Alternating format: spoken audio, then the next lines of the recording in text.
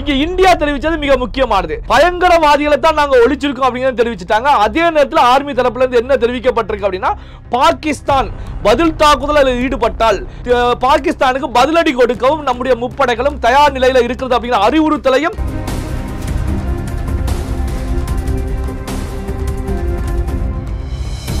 இரவு நடத்தப்பட்ட தாக்குதல்ல அவருடைய தந்தை ஹபீஸ் சயீத் லஷ்கர் இ தொய்பா பயங்கரவாதி கொல்லப்பட்டதாக செய்திகள் இருக்கு. அப்போ பாத்தீங்கன்னா பயங்கரவாதிகளை முற்றிலுமாக ஒழிக்க வேண்டும் அப்படிங்கிறதுல இந்தியா முப்படைகளும் தயார் நிலையில வைக்கப்பட்டது.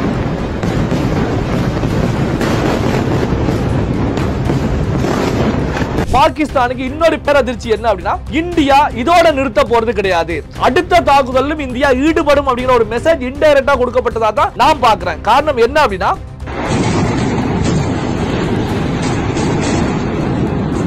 இதுல பயன்படுத்தப்பட்ட மிசைலை பொறுத்த வரைக்கும் ஸ்கால்ப் ரக மிசைல் சொல்லப்படுது. இந்த மிசைலுடைய ரேட்டை பொறுத்த வரைக்கும் சுமார் இந்தியாவில் வந்து 21 கோடி ரூபாய் வரைக்கும் ஒரு மிசைல் இருக்கும் அப்படின்னு கணிக்கப்பட்டிருக்கு. இதுல பயன்படுத்தப்பட்ட ஹமர் குண்டுகளை பொறுத்த வரைக்கும் சுமார் 2.5 கோடி ரூபாய் அப்படின்னு சொல்லப்பட்டிருக்கு. அப்போ நள்ளிரவு வேளையில பாகிஸ்தானுடைய 9 பயங்கரவாத கேம்புகளை டார்கெட் பண்ணி அடித்ததிலேயே எந்த அளவுக்கு பொருளாதார செலவு செய்து இந்தியா தாக்குதல் நடத்தி இருக்கு அப்படிங்கறத பார்க்கணும்.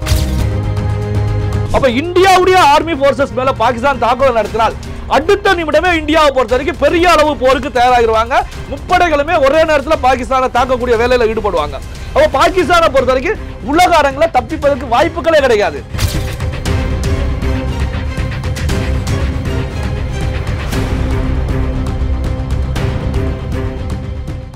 ரியல் ஒன் நேயர்களுக்கு வணக்கம். இன்று நம்மளுடைய நேர்காணலுக்கு பத்திரிகையாளர் திரு நெல்லை சிவா அவர்கள் இணைஞ்சிருக்காங்க. சார் வணக்கம். வணக்கம் தமிழ். உலக நாடுகள் மத்தியில் இந்த ஆப்ரேஷன் சிந்தூர் அப்படிங்கிறது வந்து பெரிய லெவலில் வந்து பேசப்பட்டுட்டு இருக்கு. எல்லாத்தையும் தாண்டி பாகிஸ்தானுக்கு நம்ம பதிலடி கொடுத்துக்கிட்டு இருக்குது அப்படிங்கிறது பாகிஸ்தான் மட்டுமல்லாமல் நம்மளுடைய எல்லை தலைநகர் வரைக்கும் வந்து ஒரு பதட்டம் வந்து நிலவிக்கிட்டே இருக்குது. இதனுடைய நீட்சி தான் என்ன, இன்னும் அடுத்த 5 அட்டாக்கள் வேற இருக்குது அப்படிங்கிற மாதிரி வந்து சொல்லப்படுது. அதை எல்லாத்தையும் தாண்டி நம்ம தமிழ்நாட்டில் கல்பாக்கம், மணலி இந்த மாதிரியான ஏரியாக்கள் எல்லாம் பாதுகாப்பு ட்ரைனிங்லாம் வந்து போயிட்டுருக்கு. அங்கே இருக்கக்கூடிய ஐடி நிறுவனங்கள், இன்ஃபோசிஸ் நிறுவனங்களுக்கெல்லாம் வந்து விடுமுறையும் விடுக்கப்பட்டிருக்காங்க. ஸோ அட்டாக் அங்கே மட்டும் இல்லாமல் நமக்கும் அட்டாக் ஏதாவது இருக்கா அப்படிங்கிறது தான் தற்பொழுது வந்து ஒரு கேள்வியாக இருக்குது. இதை பற்றி சில விஷயங்கள் பகிர்ந்துக்காங்க சார். அதாவது பார்த்தீங்கன்னா, நள்ளிரவு 1 மணி 5 நிமிடத்தில் ஆரம்பித்த தாக்குதல் 1:30 வரைக்கும் 25 நிமிடங்கள் இந்த தாக்குதல் குறிப்பாக பார்த்தீங்கன்னா பாகிஸ்தானில் இருக்கக்கூடிய பயங்கரவாதிகளுடைய கேம்பை டார்கெட் செய்யப்பட்டு இதில் இன்டெலிஜென்ஸ் கொடுத்த ரிப்போர்ட் வந்து 21 கேம்புகளை கொடுத்துருக்காங்க. அதாவது பாகிஸ்தானில் 21 கேம்புகள் செயல்பட்டுக்கிட்டு இருக்கு, பயங்கரவாதிகளுடைய கேம்ப் அப்படின்னு கொடுத்துருக்காங்க. இதில் 9 கேம்புகள், மிக முக்கியமான 9 கேம்புகள் அழிக்கப்பட்டிருக்கிறது. இந்தியாவுடைய விமானப்படை, ஆர்மி ஃபோர்ஸஸை பொறுத்த வரைக்கும் இணைந்து இது போன்ற செயலில் ஈடுபட்டிருக்காங்க. இந்த தாக்குதலை பொறுத்த வரைக்கும் உலக நாடுகள் எல்லாமே நம்மை திரும்பி பார்க்கக்கூடிய அளவுக்கு வைத்திருக்கிறது. காரணம் என்ன அப்படின்னா, ஒரு துல்லியமான தாக்குதல். ஏற்கனவே பிரதமர் மோடி அவர்களை பொறுத்த வரைக்கும் இந்த பகல்காம் தாக்குதலில் ஈடுபட்ட பயங்கரவாதிகள் உலகின் எந்த மூலை முடுக்களுக்கு ஒளிந்து சென்று பதுங்கினாலும் அவர்கள் வேட்டையாடப்படுவார்கள், பதிலடி கொடுக்கப்படும் அப்படிங்கிறத தெரிவித்தாங்க. இதன் மூலமாகவே ஏற்கனவே இந்தியா உலக அரங்குக்கு தெரிவிச்சிட்டாங்க, இந்த பயங்கரவாதிகளுக்கு எதிரான போரை பொறுத்த வரைக்கும் இந்தியா இதை விட்டு பின்வாங்குவது கிடையாது, கண்டிப்பாக இந்த பயங்கரவாதிகள் ஒழிக்கப்படுவார்கள், அழிக்கப்படுவார்கள் அப்படிங்கிற மெசேஜை மோடி ஏற்கனவே உலக நாடுகளுக்கு கொடுத்துட்டாங்க. அப்போ உலக நாடுகளை பொறுத்த வரைக்கும் அப்போ இந்தியா தாக்குதல் நடத்த போகிறது அப்படிங்கிறது ஏற்கனவே தெரிஞ்ச ஒரு விஷயம் தான். அதே நேரத்தில் பாகிஸ்தானை பொறுத்த வரைக்கும் இந்தியா எந்த நேரத்தில் தாக்குதல் நடத்த போகிறது, எப்படி தாக்குதல் நடத்த போகிறது அப்படின்னு சொல்லி தான் எதிர்பார்த்துட்டு இருந்தாங்க. கடந்த காலத்தில் வந்து நம்ம சர்ஜிக்கல் ஸ்ட்ரைக் பண்ணியிருந்தோம், அதே போல ஒரு சர்ஜிக்கல் ஸ்ட்ரைக்கை இந்தியா பண்ணுமா, எப்படி பண்ணும் அப்படின்னு சொல்லி தான் எதிர்பார்த்துக்கிட்டு இருந்தாங்க. அதே நேரத்தில் வந்து பாகிஸ்தானை பொறுத்த வரைக்கும் இந்தியாவுடைய தாக்குதல் பெரிய அளவில் இருந்தால் ஏற்கனவே பொருளாதாரம் பாதிக்கப்பட்டிருக்கிறதுனால நாம் எப்படி எதிர்கொள்ள போகிறோம் அப்படிங்கிற நிலையில் தான் சைனா, டர்க்கி போன்ற நாடுகளையும் அவர்களுக்கு ஆதரவுக்கு கூப்பிட்டுருந்தாங்க. இந்த அடிப்படையில் தான் டர்க்கியை பொறுத்த வரைக்கும் கராச்சி துறைமுகத்தில் ஏற்கனவே வந்து ஒரு வார்ஷிப்பை கொண்டு வந்து போட்டிருந்தாங்க. இப்படியான சூழ்நிலையில் தான் நள்ளிரவு வேளையில் இந்தியாவை பொறுத்த வரைக்கும் ஒரு துல்லியமான தாக்குதல் நடத்தப்பட்டிருக்கிறது. ராணுவ ரீதியாகவும் இப்போ பிரஸ் மீட்ல தெரிவிச்சிட்டாங்க. என்ன அப்படின்னா 9 கேம்ப் துல்லியமாக அழிக்கப்பட்டிருக்கு. இந்த தாக்குதலை பொறுத்த வரைக்கும் பொதுமக்களுக்கு எதிராகவோ அல்லது வந்து பாகிஸ்தான் கவர்மெண்ட்டுக்கு, ஆர்மிக்கு எதிராகவோ கிடையாது, பயங்கரவாதிகளுடைய முகாம்கள் மட்டும்தான் துல்லியமாக டார்கெட் பண்ணியிருந்தோம். இந்த அடிப்படையில் பயங்கரவாதிகள் ஒழிக்கப்பட்டிருக்காங்க அப்படிங்கிற மெசேஜும் தெரிவிச்சிட்டாங்க. ஆனால் பாகிஸ்தானை பொறுத்த வரைக்கும் என்ன தெரிவிக்கிறாங்க அப்படின்னா, இதுக்கு பதிலடி கொடுப்போம் அப்படிங்கிற நிலையில் ஒரு சில செய்திகள் வெளியாகிட்டு இருக்கு. ஆனா பாத்தீங்க அப்படின்னா இங்க இந்தியா தெரிவிச்சது மிக முக்கியமானது. பயங்கரவாதிகளை தான் நாங்க ஒழிச்சிருக்கோம் அப்படிங்கறத தெரிவிச்சிட்டாங்க. அதே நேரத்தில் ஆர்மி தரப்புல இருந்து என்ன தெரிவிக்கப்பட்டிருக்கு அப்படின்னா, பாகிஸ்தான் பதில் தாக்குதலில் ஈடுபட்டால் பாகிஸ்தானுக்கு பதிலடி கொடுக்கவும் நம்முடைய முப்படைகளும் தயார் நிலையில இருக்கிறது அப்படிங்கிற அறிவுறுத்தலையும் இந்த பிரஸ் மீட்ல ஆர்மி தரப்புல இருந்து முன் வச்சுட்டாங்க. அப்போ நம்ம பொறுத்த வரைக்கும் பாகிஸ்தான் திரும்ப தாக்கினா ரியாக்ஷன் பண்ணினாங்க அப்படின்னா கண்டிப்பாக பாகிஸ்தானை தரைமட்டம் ஆக்குவதற்கு அங்கிருக்கக்கூடிய பயங்கரவாதிகள் மட்டுமல்ல பாகிஸ்தான் ஆர்மியுடைய ஸ்ட்ரென்த்தை குறைப்பதற்கும் இந்தியா தயாராக இருக்கிறது அப்படிங்கிற மெசேஜை கொடுத்துட்டாங்க. இப்படியான சூழ்நிலையில பாகிஸ்தானை பொறுத்த வரைக்கும் இந்த விஷயத்துல ஒரு யோசிக்கக்கூடிய நிலையில தான் இருப்பாங்க. என்னன்னா ஏற்கனவே எக்கனாமிக் டவுன்ல இருக்கிறதுனால நம்ம தாக்குதல் நடத்தினால் இந்தியாவுடைய எதிர்வினை எப்படி இருக்கும்? ஏற்கனவே பிரதமர் மோடி அவர்கள் குறிப்பிட்டது போல துல்லியமான ஒரு தாக்குதல் நடத்திட்டாங்க. இந்த தாக்குதலை பொறுத்த வரைக்கும் சுமார் 100க்கும் மேற்பட்ட பயங்கரவாதிகள் கொல்லப்பட்டிருக்காங்க அப்படிங்கிற செய்திகளும் வந்துட்டு இருக்கு. இதுல குறிப்பான ஒரு செய்தி என்ன அப்படின்னா, கடந்த ஒரு சில தினங்கள் முந்தைய நிலையில லாகூர்ல வைத்து ஹபீஸ் சயீத் அப்படிங்கிற பயங்கரவாதியுடைய மகன் தல்கா சயீத் அப்படிங்கிறவரை பொறுத்த வரைக்கும் பிரதமர் மோடிக்கே நேரடியாக ஒரு அறைகூவலை விடுறாங்க. என்ன அறைகூவல் அப்படின்னா, தண்ணீரை தான் நீங்க நிறுத்துறீங்க, அப்படி தண்ணீரை நீங்க நிறுத்தினீங்க அப்படின்னா உங்க உயிர் மூச்சே இருக்காது, உங்களுடைய உயிர் மூச்சை நாங்கள் நிறுத்தி விடுவோம். மோடி அவர்கள் லாகூர் வந்தா திரும்பி செல்ல முடியாது அப்படிங்கிற நிலையில பேசுறாங்க. இந்த வீடியோ பாகிஸ்தான்ல பெரிய அளவுல சோசியல் மீடியாவில் வைரல் ஆகி போயிட்டு இருக்கு. இப்போ பாத்தீங்கன்னா இரவு நடத்தப்பட்ட தாக்குதல்ல அவருடைய தந்தை ஹபீஸ் சயீத் லஷ்கர்-இ தொய்பா பயங்கரவாதி கொல்லப்பட்டதாக செய்திகள் இருக்கு. அப்போ பாத்தீங்கன்னா பயங்கரவாதிகளை முற்றிலுமாக ஒழிக்க வேண்டும் அப்படிங்கிறதுல இந்தியா முப்படைகளும் தயார் நிலையில வைக்கப்பட்டிருக்கு. இதுல இன்னொரு விஷயம் என்ன அப்படின்னா, பாகிஸ்தானுக்கு இன்னொரு பேரதிர்ச்சி என்ன அப்படின்னா, இந்தியா இதோட நிறுத்த போறது கிடையாது, அடுத்த தாக்குதலிலும் இந்தியா ஈடுபடும் அப்படிங்கிற ஒரு மெசேஜ் இன்டைரக்டா கொடுக்கப்பட்டதா தான் நான் பார்க்கிறேன். காரணம் என்ன அப்படின்னா, பாகிஸ்தான்ல 21 பயங்கரவாதியுடைய கேம்ப் செயல்பட்டு இருக்கு. ஆனா இப்போ 9 கேம்பை தான் நம்ம தாக்குதல் மூலமாக அங்க தாக்கி அழிச்சிருக்கோம். மீதி இருக்கக்கூடிய 12 கேம்பை பொறுத்தவரைக்கும் இன்னும் செயல்பாட்டில் தான் இருக்கு அப்படிங்கிற ஒரு மெசேஜும் சொல்லப்பட்டிருக்கு. அப்ப இந்தியாவை பொறுத்தவரைக்கும் மீதி இருக்கக்கூடிய 12 கேம்பையும் வரக்கூடிய நாட்களில் அழிப்பதற்கான ஒரு முயற்சியில் ஈடுபடலாம் அப்படிங்கிற பேச்சுக்களும் வல்லுநர்கள் தெரிவிச்சுக்கிட்டு தான் இருக்காங்க. அப்போ பாத்தீங்கன்னா இந்த தாக்குதலை பொறுத்த வரைக்கும் ஏற்கனவே இந்தியா திட்டமிட்டது போல நடத்தப்பட்டிருந்தாலும் அடுத்து பாகிஸ்தான் ரியாக்ட் செய்ய போகிறதா அல்லது இதோட சைலண்டாக செல்ல போகிறதா? பயங்கரவாதிகளுக்கு ஆதரவாக பாகிஸ்தான் ரியாக்ட் பண்ணினால் பாகிஸ்தானுக்கு மரண அடி இந்தியா மூலம் கிடைக்கும். உலக நாடுகளை பொறுத்த வரைக்கும் ஏற்கனவே பெருவாரியான நாடுகள் இந்தியாவுக்கு சப்போர்ட்டா தான் இருந்துட்டு இருக்காங்க. இப்போ பாத்தீங்கன்னா அமெரிக்காவை பொறுத்த வரைக்கும் கவலை தான் தெரிவிச்சிருக்காங்க.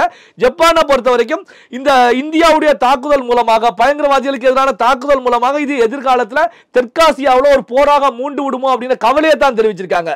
யாருமே இந்தியாவுக்கு கண்டனம் தெரிவிக்கல.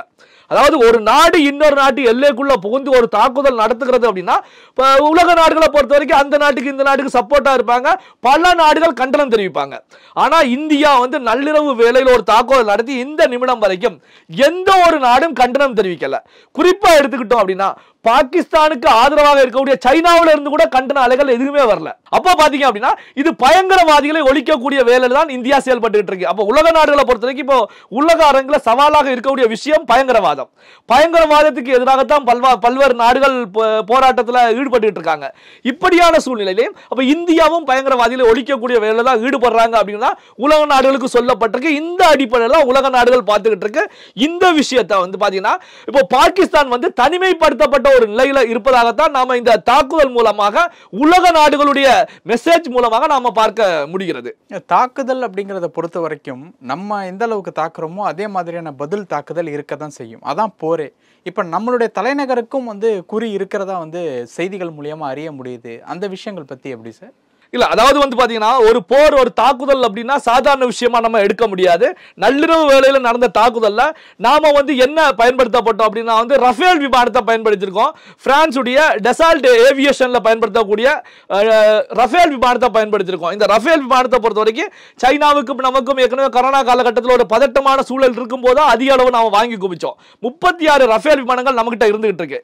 இன்னும் ஒப்பந்தம் வேற அதிக அளவுல வாங்குவதற்கு ஒப்பந்தம் போடப்பட்டிருக்கு. இந்த ரஃபேல் விமானத்தை பயன்படுத்தி தான் அங்க அடிக்கப்பட்டிருக்கு. இதுல பயன்படுத்தப்பட்ட மிசைலை பொறுத்த வரைக்கும் ஸ்கால்ப் ரக மிசைல் சொல்லப்படுது. இந்த மிசைலுடைய ரேட்டை பொறுத்த வரைக்கும் சுமார் இந்தியாவில் 21 கோடி ரூபாய் வரைக்கும் ஒரு மிசைல் இருக்கும் அப்படின்னு கணிக்கப்பட்டிருக்கு. இதுல பயன்படுத்தப்பட்ட ஹமர் குண்டுகளை பொறுத்த வரைக்கும் சுமார் 2.5 கோடி ரூபாய் அப்படின்னு சொல்லப்பட்டிருக்கு. அப்போ நள்ளிரவு வேளையில பாகிஸ்தானுடைய 9 பயங்கரவாத கேம்புகளை டார்கெட் பண்ணி அடித்ததிலேயே எந்த அளவுக்கு பொருளாதார செலவு செய்து இந்தியா தாக்குதல் நடத்தி இருக்கு அப்படிங்கறத பார்க்கணும். இந்த அளவுக்கு செலவு செய்யக்கூடிய அளவுல பாகிஸ்தான் தற்போதைய நிலையில இருக்கிறதா அப்படிங்கிற ஒரு கேள்விதான். ஏற்கனவே எக்கனாமிக் டவுனா இருக்குது. அப்போ ஒரு தாக்குதலை நடத்தணும் அப்படின்னா, இந்தியாவுக்கு எதிராக எதிர் தாக்குதலை நடத்தணும் அப்படின்னாலே அங்க அதிக அளவு பணம் செலவு பண்ண வேண்டிய ஒரு சூழல் இருக்குது. அப்போ பாகிஸ்தான் தாக்குதல் நடத்தினால் இந்தியா இதை விட்டு வைக்காது, தொடர்ச்சியாக தொடர் தாக்குதலில் இந்தியா ஈடுபடும். இப்போ பயங்கரவாதத்தை ஒழித்த இந்தியா போருக்கு தயாராகிவிடும், பாகிஸ்தானோடு போர் புரியவும் தயாராகிடுவாங்க. இந்த மெசேஜ் ஏற்கனவே சொல்லப்பட்டு விட்டது. அப்போ பாகிஸ்தான் ரியாக்ட் பண்ணினால் போர் அப்படிங்கிறது உறுதி செய்யப்படும். அப்போ பாகிஸ்தானுக்கு தெரியும், இந்தியா போருக்கு களத்தில் இறங்கினா எந்த நாடுகளும் பின்னணியில் இருக்காது. சைனா டர்க்கியை பொறுத்த வரைக்கும் ராணுவ தளவாடங்கள் வேணுமெண்டா கொடுப்பாங்களே தவிர நேரடியாக அங்கே ஈடுபட மாட்டாங்க. அப்போ இந்தியாவை பொறுத்த வரைக்கும் குறிப்பிட்ட மணி நேரங்களுக்குள், அதாவது ஒரு சில நாட்களுக்குள்ளாகவே பாகிஸ்தானை அடிபணிய வைக்க முடியும். அப்படி ஒரு போர் ஏற்பட்டால் ஏற்கனவே எக்கனாமிக்கில் அடிபட்டு கிடக்கூடிய பாகிஸ்தான் எந்த நிலைமைக்கு செல்லும் அப்படிங்கிறதையும் பார்க்கணும். அதாவது பார்த்தீங்கன்னா எதிர் வரக்கூடிய 50-60 ஆண்டுகளுக்கு பாகிஸ்தானை பொறுத்த வரைக்கும் பஞ்ச பிரதேசி நாடா மாறிவிடும். அப்ப அங்க இருக்கக்கூடிய ஆட்சியாளர்களை பொறுத்த வரைக்கும் இந்த விஷயத்தை சுமூகமாக முடிக்க வேண்டும் அப்படிங்கிற ஒரு நிலையில வருவதற்கான வாய்ப்புகள் இருக்கிறது. ஆனா இன்னொரு கவனிக்கப்பட வேண்டிய விஷயம் என்ன அப்படின்னா, பாகிஸ்தானுடைய ஆட்சியாளர்கள் கண்ட்ரோல்ல மக்களாட்சி நடைபெறுகிறது அப்படின்னு சொல்லப்பட்டாலும் அங்க இருக்கக்கூடிய முப்படைகளும் ஆர்மி போர்சஸ் பிரைம் மினிஸ்டருடைய ஆட்சியாளர்களுடைய கண்ட்ரோல்ல இருக்கிறதா கிடையாது. அப்ப இந்த முப்படைகளை பொறுத்த வரைக்கும் தன்னிச்சையாக செயல்படக்கூடிய ஒரு ராணுவமா தான் பாகிஸ்தான்ல இருந்துட்டு இருக்கு. அப்ப இந்த ராணுவம் யாருடைய கண்ணசைவுக்கு செயல்பட போறது? அதாவது பார்த்தீங்கன்னா பயங்கரவாதிகளுக்கு அடிச்சுட்டாங்க, பயங்கரவாதிகளை அழிச்சிட்டாங்க. அங்க இருக்கக்கூடிய பாகிஸ்தானிகளை திருப்திப்படுத்துவதற்கு, பயங்கரவாதிகளை திருப்திப்படுத்துவதற்கு நாம ஒரு தாக்குதலை நடத்தலாம் அப்படின்னா இது ஒரு பெரிய போராக வெடிக்கும். அப்போ போர் அப்படின்னு ஏற்பட்டா 2 நாடுகளுக்கு பாதிப்பு இருந்தாலும் இந்தியாவுக்கு சிறிதளவு பாதிப்பு தான் இருக்கும். அதே நேரத்தில் பாகிஸ்தானை பொறுத்த வரைக்கும் தரைமட்டம் ஆக்கப்பட்டு விடும் அப்படின்னு சொல்லலாம். ஓகே, மோடி அவர்கள் தொடர்ச்சியா ஆலோசனைகள், மீட்டிங் இது எல்லாமே போட்டுட்டு இருக்காங்க. அதே நேரத்தில் அமித்ஷா அவர்களும் விடுவிப்பில் இருக்கக்கூடிய ராணுவ அதிகாரிகள் எல்லாருமே வரணும் அப்படின்னு சொல்லிட்டு உத்தரவே போட்டுட்டாங்க. ஸோ இதனுடைய அடுத்த கட்டம் என்ன? ஏன்னா இப்போ நம்மளுடைய தாக்குதல் பதிலடிகள் எல்லாமே தொடர்ச்சியாக நடந்துகிட்டு இருக்கு. போருக்கு உண்டான வாய்ப்புகள் இருக்கிறதாவும் சொல்லப்படுது. பாகிஸ்தான் ஆல்ரெடி அனௌன்ஸ் பண்ணிட்டாங்க, நமக்கு இந்தியாவுக்கு போகக்கூடிய ஏற்றுமதி இறக்குமதி எல்லாத்தையுமே ஸ்டாப் பண்ணணும் அப்படின்னு சொல்லிட்டு. ஸோ இந்த மாதிரியான விஷயங்கள்லாம் நடந்துகிட்டு இருக்கப்போ இதனுடைய அடுத்த அப்டேட் தான் என்ன அப்படிங்கிறது தான் ஒரு கேள்வி. இல்லை, அடுத்த அப்டேட் தான் எப்படின்னா இன்னும் வரக்கூடிய மணி நேரங்கள்ல தான் தெரியும். ஏன்னா பாகிஸ்தானை பொறுத்த வரைக்கும் பாகிஸ்தான் தரப்புல இருந்து நாங்கள் பதிலடி கொடுப்போம் அப்படிங்கிற கருத்துக்கள் முன் வச்சிருக்காங்க, செய்திகளாக வந்துகிட்டு இருக்கு. ஆனால் பதிலடி கொடுப்பார்களா அப்படின்னு ஒரு கேள்வி தான் இருந்துகிட்டு இருக்கு. என்ன ரீசன் அப்படின்னா, அங்க இருக்கக்கூடிய மக்களை திருப்திப்படுத்துவதற்கு, அங்க அரசியல் செய்வதற்காக அவர்கள் ஏதாவது செய்திகளை தெரிவிக்க வேண்டியிருக்கும். ஏற்கனவே நான் தெரிவிச்சேன் பார்த்தீங்கன்னா, இப்போ பயங்கரவாதி ஒருவருடைய மகன் டல்கா சைட்டை பொறுத்த வரைக்கும் சவால் விட்டாங்க. இப்போ அவருடைய தந்தை அங்கு கொல்லப்பட்டிருக்காங்க. அப்போ பார்த்தீங்கன்னா பாதிப்புகள் எந்த அளவுக்கு இருக்கிறது அப்படின்னு தெரியும். அப்போ பாகிஸ்தான் ஆட்சியாளர்களை பொறுத்தவரைக்கும் தங்களுடைய ஆட்சியை தக்க வைக்க வேண்டும் அப்படிங்கிற அடிப்படையிலான செய்திகளை வெளியிட முடியுமே தவிர இந்தியாவுக்கு எதிராக தாக்குதல் நடத்துவதற்கு முன் வருவார்களா அப்படிங்கிற ஒரு கேள்விதான் இருந்துட்டு இருக்கு. பாகிஸ்தான் ஆர்மியை பொறுத்த வரைக்கும் அவர்கள் தன்னிச்சையாக இல்லை இந்தியாவுக்கு ஒரு பதிலடி கொடுப்போம். பார்த்தீங்கன்னா இந்த நள்ளிரவு வேளையில் தாக்குதல் நடைபெற்ற பிறகு எல்லையில் துப்பாக்கி சண்டை நடந்துகிட்டு தான் இருக்கு. இந்த துப்பாக்கி சண்டையை பொறுத்த வரைக்கும் கடந்த ஏப்ரல் மாதம் 22ஆம் தேதி பெஹல்காம்ல பயங்கரவாதிகள் தாக்குதல் நடத்திய பிறகு தொடர்ச்சியாக துப்பாக்கி சண்டை பாடல் நடந்துகிட்டு இருக்கு. அந்த சண்டை தொடர்ந்துகிட்டே தான் இருக்கு. அப்ப பாத்தீங்கன்னா இந்த துப்பாக்கி சண்டை ஒரு பக்கம் போயிட்டு இருக்கு. ஆனா இது பாகிஸ்தான் ஆர்மி நேரடியாக இந்தியா மீது தாக்குதல் நடத்துமா? காரணம் அப்படின்னா என்னன்னா, பாகிஸ்தான் நேரடியாக தாக்குதல் நடத்துகிறதுனா யார் மேல தாக்குதல் நடத்த முடியும்? இந்தியாவுடைய முப்படைகள் சார்புடைய கேம்ப் மேல தான் தாக்குதல் நடத்த முடியும். ஏன்னா இங்க பயங்கரவாத முகாம்கள் கிடையாது. அப்போ ஆர்மி போர்சஸ் மீது தான் தாக்குதல் நடத்த முடியும். அப்ப இந்தியாவுடைய ஆர்மி போர்சஸ் மேல பாகிஸ்தான் தாக்குதல் நடத்தினால் அடுத்த நிமிடமே இந்தியாவை பொறுத்த வரைக்கும் பெரிய அளவு போருக்கு தயாராகிடுவாங்க. முப்படைகளுமே ஒரே நேரத்தில் பாகிஸ்தானை தாக்கக்கூடிய வேலையில ஈடுபடுவாங்க. அப்போ பாகிஸ்தானை பொறுத்த வரைக்கும் உலக அரங்கில் தப்பிப்பதற்கு வாய்ப்புகளே கிடையாது. என்னன்னா பயங்கரவாதிகளை இந்தியா ஒழிச்சாங்க, நீங்க இந்தியா ஆர்மிக்கு எதிராக இந்தியாவுக்கு எதிராக தாக்குதல் நடத்தினீங்க. அப்ப இந்தியா போருக்கு வரத்தான் செய்யும். அப்போ உலக நாடுகளை பொறுத்த வரைக்கும் இந்தியா பின்னாடி தான் இருக்கும். இது பாகிஸ்தானுக்கு மென்மேலும் ஒரு நெருக்கடிகளை தான் உருவாக்கும். ஆனா இந்தியாவை பொறுத்த வரைக்கும் என்ன அப்படின்னா, எது வந்தாலும் எதிர்கொள்ள தயார் அப்படிங்கிற நிலையில தான் இந்தியாவை பொறுத்த வரைக்கும் முப்படைகளையும் தயார் நிலையில வைக்கக்கூடிய நிகழ்வுகள். இந்தியா முழுவதும் அனைத்து மாநிலங்களையுமே போர் பயிற்சி ஒத்திகைகளில் ஈடுபடுங்க, எது வந்தாலும் எதிர்கொள்ள தயாராக இருக்கு அப்படின்னா அறிவுறுத்தல் முன்வைக்கப்பட்டிருக்கு. இப்போ இந்தியாவுக்கும் பாகிஸ்தானுக்கும் இடையில போர் வெடிக்குமா அப்படிங்கிறது இனி பாகிஸ்தான் பண்ணக்கூடிய ரியாக்ஷன் மூலமா தான் இருக்கு. அப்போ இன்னும் வரக்கூடிய மணி நேரங்கள், வரக்கூடிய நாட்கள் தான் தீர்மானிக்கும். இப்போ நள்ளிரவு நடந்த தாக்குதலை பொறுத்த வரைக்கும் இந்தியா வெற்றிகரமாக பதிலடி கொடுத்து விட்டது. வெற்றிகரமாக இந்தியா வந்து உலக அரங்கில் தன்னுடைய பவரையும் ப்ரூவ் பண்ணி இருக்கு அப்படின்னு சொல்லி நாம எடுத்துக்கலாம். ஓகே, நம்மளுடைய சீஃப் மினிஸ்டராக இருக்கட்டும், எதிர்க்கட்சி தலைவராக இருக்கட்டும், இங்கே இருக்கக்கூடிய ஓவரால் ஸ்டேட் சீஃப் மினிஸ்டர்ஸ் எல்லாருமே இந்த ஒரு விஷயத்துக்கு ஆப்ரேஷன் சாண்டோர் அப்படிங்கிறதுக்கு வந்து எல்லாருமே வந்து சப்போர்ட் பண்ணிக்கிட்டு இருக்காங்க. யாருமே வந்து எதிர்ப்பு தெரிவிக்கலை. இந்த எதிர்ப்பே இல்லாமல் இந்த ஒரு விஷயத்தை வந்து தெரிவிக்கிறத நம்ம எப்படி புரிஞ்சுக்கிறது? எல்லாருமே மோடி அவர்களுக்கு சப்போர்ட் பண்ணுறாங்க அப்படிங்கிறத எடுத்துக்கிறதா, இல்லை இந்த போர் அப்படிங்கிறது ஒரு நியாயம் அப்படிங்கிறத புரிஞ்சுக்கிட்டு சப்போர்ட் பண்ணுறாங்கன்னு எடுத்துக்கிறதா? இல்லை, அதாவது ஆக்சுவலி நள்ளிரவில் நடந்த தாக்குதல் யாருக்கு எதிரான தாக்குதல்? பயங்கரவாதிகளுக்கு எதிரான தாக்குதல். பயங்கரவாதிகளை இந்தியா ராணுவம் அழித்திருக்கிறது.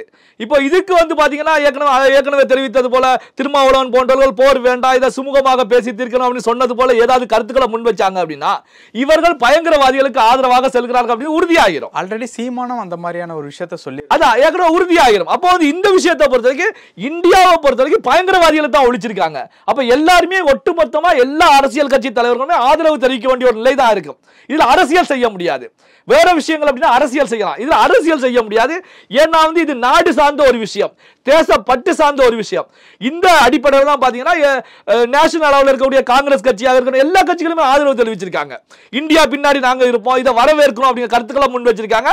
ஏன்னா இந்தியாவில் பெஹல்காம்ல கொல்லப்பட்டது அப்பாவி பொதுமக்கள், கொன்றது பயங்கரவாதிகள். கொன்ற பயங்கரவாதிகளை தான் அங்க இந்தியா வந்து தாக்கி அழித்திருக்கிறது. அதுல கவனிக்கப்பட வேண்டிய இன்னொரு விஷயம் என்ன அப்படின்னா, இந்த ஆபரேஷனுக்கு என்ன பேர் வச்சிருக்காங்க அப்படிங்கிறதா. சிந்தூர் அப்படின்னு சொல்லி வச்சிருக்காங்க. அப்படின்னா குங்குமம், அதாவது நம்முடைய நாட்டு பெண்களுடைய கணவர்களை கொன்று குவிச்சாங்க, குங்குமத்தை அழிக்க வச்சாங்க. சோ குங்குமத்தை பறிகொடுக்க வைத்ததுக்கு ஒரு பதிலடி அப்படின்னு தான் சொல்லப்பட்டிருக்கு. அப்போ பார்த்தீங்கன்னா இது ஒரு சென்சிட்டிவான ஒரு விஷயம். அதே நேரத்தில் இந்த ஆர்மி போர்சஸ் பிரஸ் மீட்லையும் பார்த்தீங்கன்னா அங்கு பேசின கேர்னல்களை பொறுத்த வரைக்கும் பெண் வீராங்கனைகள் தான் பேசியிருக்காங்க. சோபியா கிரேசி அவர்கள் தான் வந்து ஃபுல் ரிப்போர்ட்டை கொடுக்குறாங்க. அதே நேரத்தில் வந்து விங் கமாண்டர் வியோபியா சிங் அவர்கள் அந்த சைடு பேசுறாங்க. அப்போ இதில் கவனிக்கப்பட வேண்டிய விஷயம் என்ன அப்படின்னா, நேற்று நள்ளிரவு நடந்த தாக்குதல்ல பெண் வீராங்கனைகள் தான் அங்கு ஈடுபட்டிருக்காங்களா, அதாவது ரஃபேல் விமானத்தை இயக்கியது யார் அப்படிங்கிற கேள்விகளும் வரும். இப்போ பொறுத்த வரைக்கும் பெண் வீரர்கள் தான் இல்ல கமாண்டர்கள் தான் ஈடுபட்டாங்களா அப்படிங்கிற ஒரு கேள்விகளும் வரும். அப்போ பாத்தீங்கன்னா ஒரு பெண்கள் சார்ந்த ஒரு விஷயம், நாடு சார்ந்த ஒரு விஷயம், தேசப்பட்டு சார்ந்த ஒரு விஷயம். இதுல உள்ளூர்ல இருக்கக்கூடிய அரசியல் கட்சிகள் எந்த விதத்திலையுமே அரசியல் செய்ய முடியாது. அப்படி அரசியல் செய்தால் அவருடைய எதிர்காலம் தான் இல்லாம போகும். சோ அதனாலதான் எல்லாருமே இதை வரவேற்றிருக்காங்க. ஆனா எல்லாருமே வரவேற்க வேண்டியது ஒரு காலத்தின் கட்டாயம் அப்படின்னு கூட நாம சொல்லலாம். ஓகே, ட்ரில் பயிற்சிகள் இதெல்லாம் வந்து நடந்துகிட்டு இருக்குல்ல, நம்ம தமிழ்நாட்டிலையும் சில இடங்கள்ல கல்பாக்கம், மணலி இந்த மாதிரியான இடங்கள்ல நடந்துகிட்டு இருக்கு. நம்ம தமிழ்நாடு சைடும் ஏதாவது தாக்குதல் ஏற்படுவதற்கு வாய்ப்பு இருக்கா? அதான் என்னன்னா வந்து ஒரு போர் அப்படின்னு வரும்போது எந்த இடம் எந்த பிளேஸ்ன்னு சொல்ல முடியாது. என்ன ரீசன்னா ஏர் போர்சஸ் தாக்குதல் நடத்துறாங்க, மிசைலை வச்சு அட்டாக் பண்றாங்க அப்படின்னா அது எந்த இடத்துக்கு வேண்டுமென்றாலும் இருக்கலாம். அதுபோல எதிரிகளை பொறுத்த வரைக்கும் குறிவைக்கக்கூடிய இடங்கள் முக்கியமான ஆர்மியோட பேஸ்களை தான் குறிவைப்பாங்க. அப்ப அணுமின் நிலையங்களை குறிவைப்பாங்க. நம்முடைய முப்படை சார்ந்த பேஸ்கள் எங்க இருக்கு, ஆர்மி கேம்ப் எங்க இருக்கு, இதுக்கு ராணுவ தளவாடங்கள் தயாரிக்கக்கூடிய இடங்கள், இதைத்தான் டார்கெட் பண்ணுவாங்க. அப்போ எல்லா மாநிலத்திலையும் இருக்கக்கூடிய முக்கியமான பிளேசஸை காப்பாற்ற வேண்டிய, செக்யூர் பண்ண வேண்டிய கட்டாயம் இருக்கு. அப்போ பாத்தீங்கன்னா அதனால தான் ஹோம் செக்ரட்டரி அவர்களை பொறுத்த வரைக்கும் ஸ்டேட் செக்ரட்டரி அவர்களோடு மீட்டிங் போட்டு பேசும்போது சுமார் 244 மாவட்டங்கள்ல வந்து இந்த ஒத்திகையை நடத்துங்க. ஏன்னா இந்த 245 மாவட்டங்களை பொறுத்த வரைக்கும் மிக முக்கியமான மாவட்டங்கள் அப்படிங்கிற அடிப்படையில் தேர்வு செய்யப்பட்டு கொடுக்கப்பட்டிருக்கு. எல்லா மாவட்டத்திலையும் பெரிய அளவில் சொல்லப்படல. 245 மாவட்டங்கள் கண்டிப்பாக நடத்தணும் அப்படிங்கிற அறிவுறுத்தலை முன் வச்சிருக்காங்க. அப்போ பாத்தீங்கன்னா இந்த 245 மாவட்டங்கள்ல நம்ம போர்சஸ் சம்பந்தப்பட்ட விஷயங்கள் அங்க இருந்து செயல்பட்டு இருக்கு அப்படிங்கறத நம்ம கவனிக்க முடியும். அப்ப பாத்தீங்கன்னா எதிரிகளை பொறுத்த வரைக்கும் எந்த அளவிலையும் நம்முடைய நாட்டில் ஒரு தாக்குதல் நடத்தக்கூடாது. அப்படி தாக்குதல் நடத்தினாலும் நம்முடைய மக்களுக்கு பாதிப்பு ஏற்படக்கூடாது அப்படிங்கிற அடிப்படையிலான ஒரு அறிவுறுத்தல் தான் இந்த ஒத்திகை போர் பயிற்சி அப்படின்னு நாம எடுத்துக்கலாம். பல விஷயங்கள் பகிர்ந்துக்கிட்டீங்க. நேரத்துக்கு ரொம்ப நன்றி. நன்றி.